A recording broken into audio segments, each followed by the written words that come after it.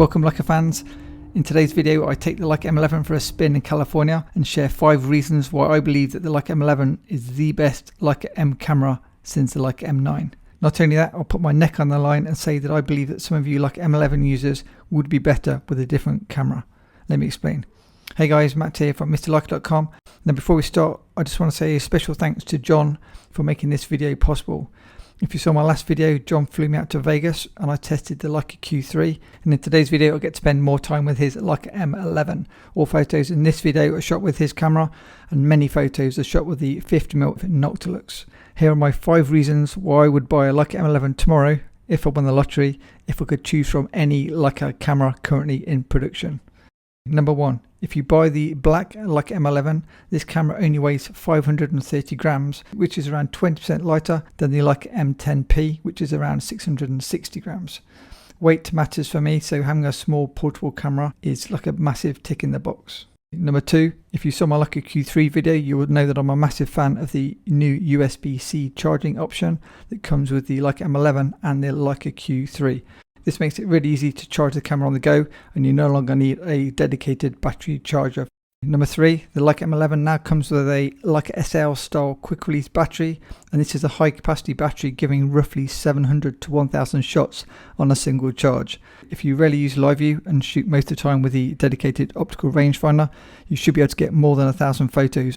Pretty impressive. Number 4, the Leica M11 now comes with an electronic shutter as well as a mechanical shutter, which gives you a maximum shutter speed of 16,000th of a second.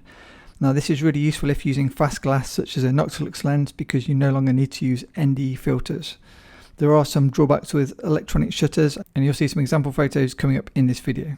And number 5, the Leica M11 gives you a 60 megapixel sensor, but you can shoot it at 18 megapixels, 36 or 60. Now those features are unique to the Leica M11, but the Leica M11 does share some additional great features from previous models. The Leica M11 is a true digital rangefinder camera with live view and the optional VisoFlex. Despite the lack of a bottom plate, the Leica M11 continues the iconic Leica M design, and it is a refreshingly simple camera in 2023. Let's now look at 2 ways to shoot a Leica M11. The first way is what I call fully loaded. This is where you see a Leica M user using a big fast aperture lens such as the Noctilux, an additional EVF unit, and also often a grip, either a thumbs grip or a hand grip. This makes the camera quite a big setup and probably similar size to say a Leica SL series camera. John kindly introduced me to one of his friends who had a Porsche 911. I offered to take a few photos. I kind of wanted to test the Leica M11 camera, so he agreed to take me for a ride, and I was taking additional photos out of the window as well as before we drove and after we got there. All these photos were shot wide open at 0.95, and you can see distortion on one of the wheels when it's closer to the edge of the frame. I haven't really noticed that when using this lens for, say, portrait photography, but this is my first time shooting a car with this lens. In the afternoon, John drove us to the coast to show me more of the sights of California, and I was still using the same setup wide open at 0.95. I was enjoying playing around with the shallow depth field, and all these photos are just raw DNG files with my Mr. Leica M11 black and white presets added. The silhouette of this lifeguard stationed up on the cliff caught my eye, but I noticed some strange distortion in some of the photos.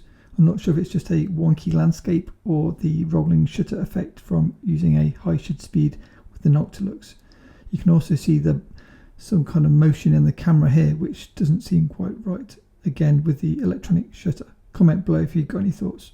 Okay, the second way you could shoot the Leica M11 is what I've termed the minimal purist approach, that being just the camera and one small rangefinder lens. Now I was using the TT Artisan 28mm f5.6, which is a Leica Summron clone, basically because that's the lens I had with me for my own photos using my own cameras. These photos are shot with the TT Artisan lens, and then later on I swapped to the equally small, it's actually probably smaller, the Light Lens Lab 35mm f2 collapsible lens. These photos are now shot with the Summron clone. You can see the heavier vignetting in the corner. It's more similar to say the Noctilux vignetting, and I think I prefer that more arty style look.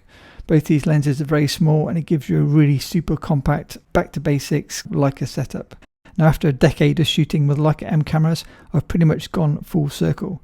Originally I got into Leica because I loved the small compact setup, and then bit by bit I started to add bigger and bigger, faster and faster lenses, and then it wasn't until I got my 90-31 Leica Barnett camera that reminded me actually Leica can be really simple and really small and kind of super pocket sized.